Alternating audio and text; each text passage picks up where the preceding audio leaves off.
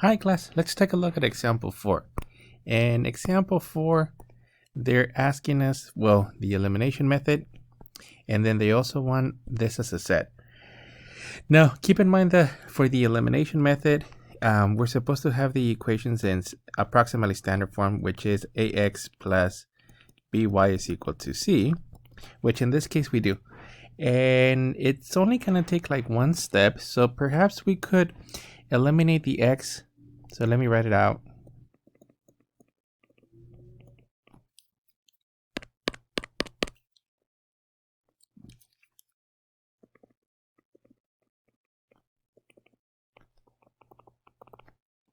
So we'll eliminate the x's.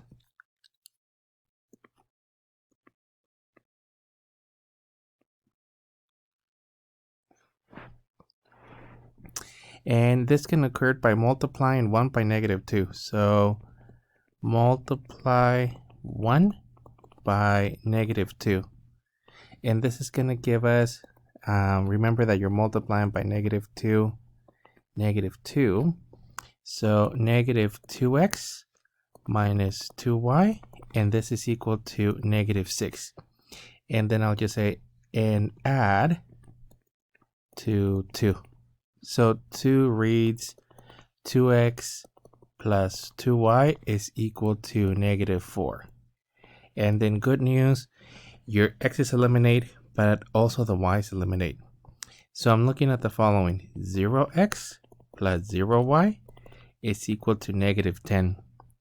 Or 0 is equal to -10, which is technically false.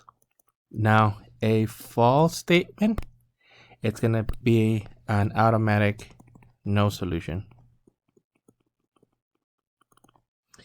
Now, this set, since we technically have parallel lines here, it's just going to be the empty set.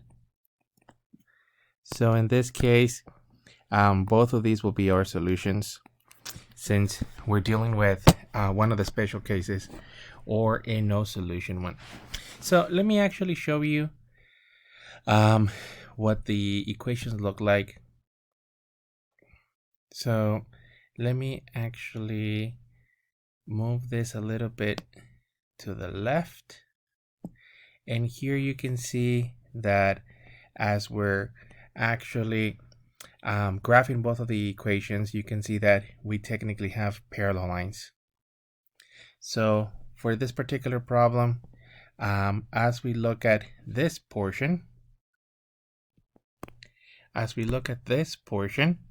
and our variables cancel out, keep in mind that here your x's and also your y's cancel out. Then since that gives us a false statement, that's automatically the no solution case.